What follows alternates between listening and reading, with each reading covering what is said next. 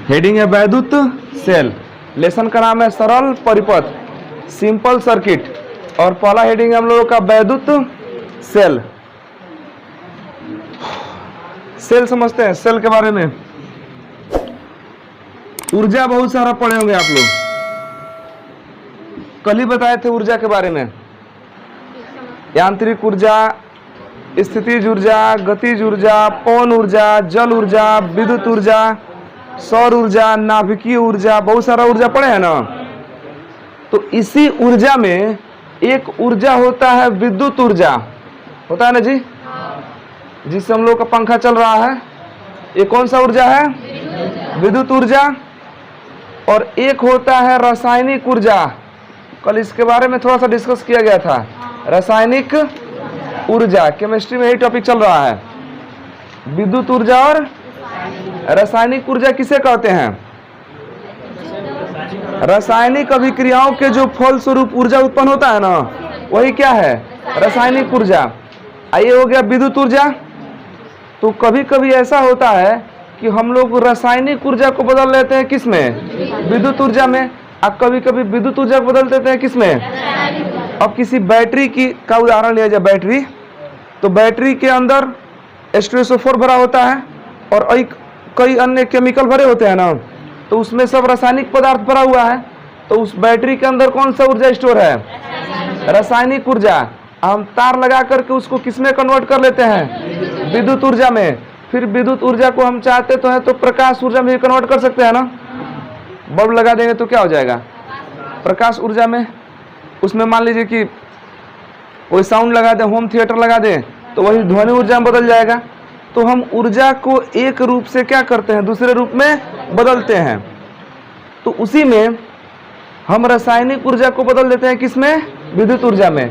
तो इनको बदलने के लिए कोई एक थर्ड पार्टी चाहिए, तीसरा एक उपकरण चाहिए जो इनको क्या कर दे? बदल दे। एक तो हो गया रासायनिक ऊर्जा, एक हो गया विद्युत ऊर्जा।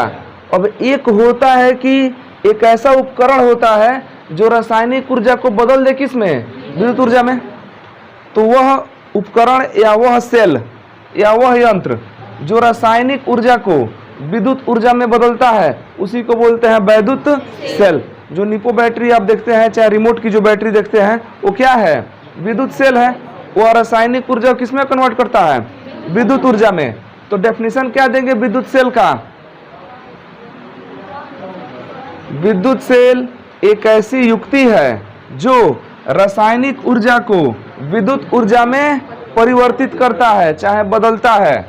डेफिनेशन क्या होगा कि विद्युत सेल वह युक्ति है जो रासायनिक ऊर्जा को विद्युत ऊर्जा में परिवर्तित कर देता है। तो विद्युत सेल किस तरह की युक्ति है? यह रासायनिक ऊर्जा को किस में कन्वर्ट कर देता है? विद्युत ऊर्जा में। विद्युत ऊर्जा में। तो डेफिनेशन होगा कि विद्युत सेल वह युक्ति है जो रासायनिक ऊर्जा को विद्युत ऊर्जा में परिवर्तित करता है। अब ये जो सेल होते हैं ना, यह सेल ये दो प्रकार के होते हैं।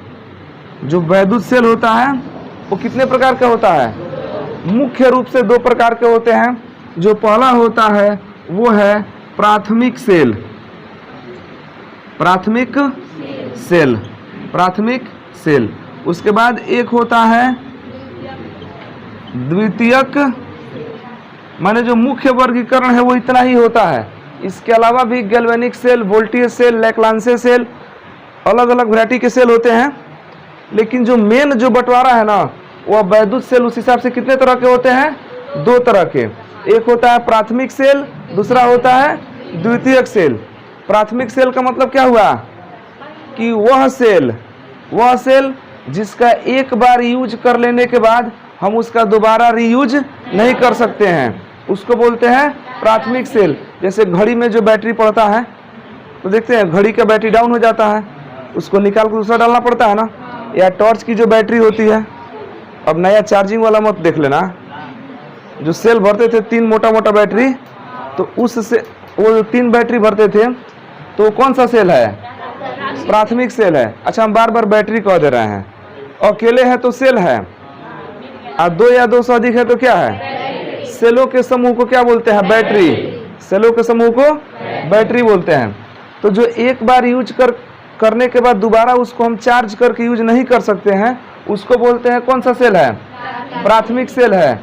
और जिस सेल को एक बार यूज करने के बाद माने डाउन हो जाने के बाद हम उसका दोबारा यूज कर सके, वो कौन सा होगा? द्वितीयक सेल। जैसे मोबाइल का जो सेल है, मोबाइल की जो बैटरी है वो डाउन होता है, फिर दोबारा चार्ज कर लेते हैं ना, तो उसको हम बोले हैं कि वो कौन सा सेल है? द्वितीयक सेल। या जो इन्वर्टर से बैटरी जुड़ा हुआ है वो बैटरी कौन सा बैटरी है? द्वितीयक सेल है, क्योंकि उसको एक बार डाउन होने के बाद हम क्या करते हैं? दोबारा। अभी मत कहना कि वो तो लास्ट में खराब हो जाता है, जाके नहीं हो जाता है, तो उसका तो एक अपना वैलिडिटी है ना। आदमी तो खराब हो जाता है 60-70 साल के बाद से, वो साफ जवाब दे देता है। आदमी को रिचार्ज नहीं कर सकते हैं, आदमी प्राथमिक सेल में आएगा, प्राथमिक श्रेणी में आएगा।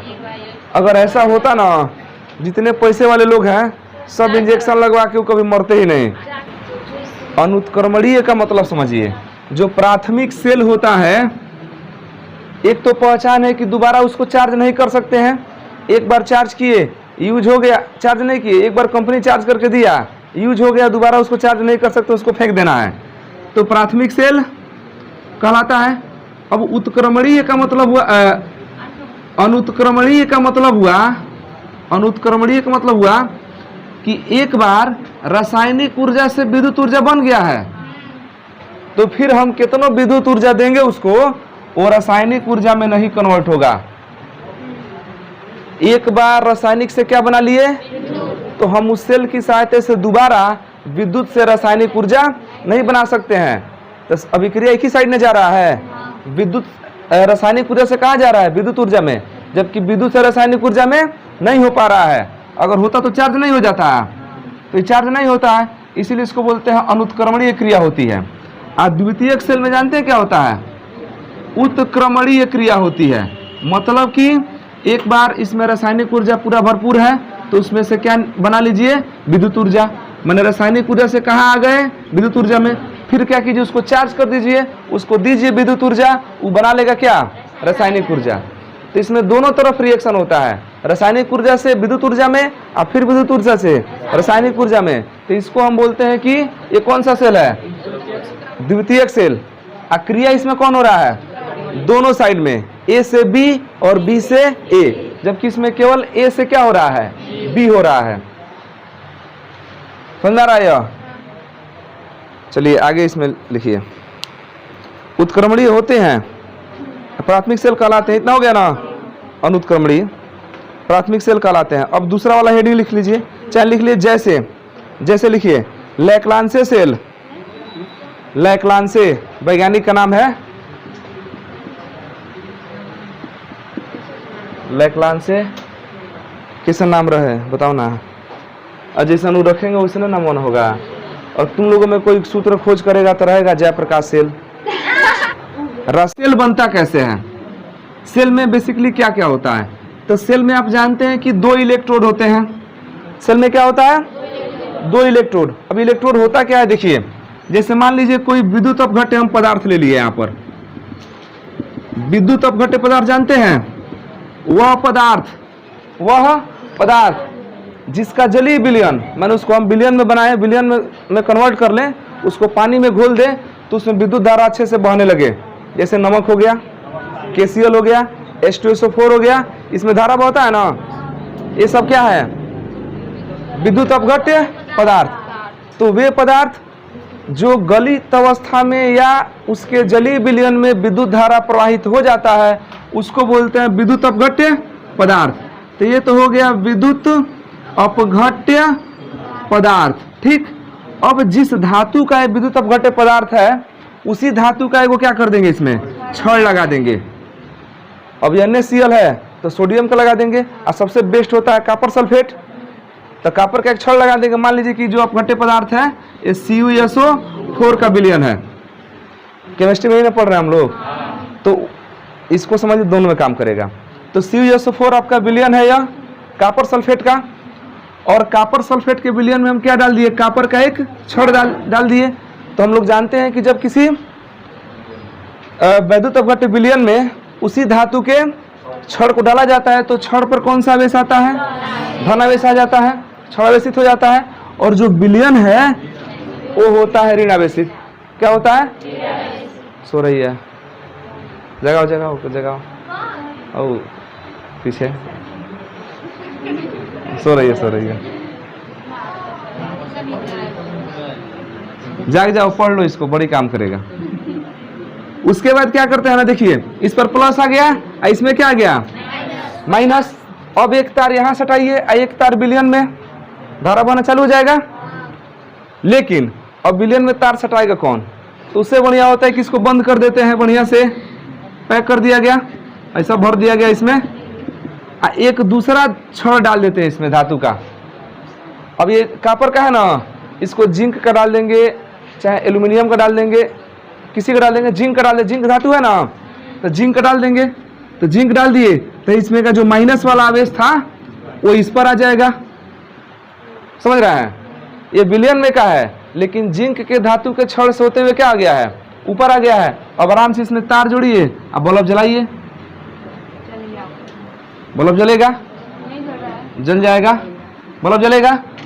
इस तरह से बनता है सेल। तो ये जो दो आपके छड़ डाले हैं ना, इन्हीं छड़ों को हम बोलते हैं इलेक्ट्रोड। क्या बोलते हैं? इलेक्ट्रोड।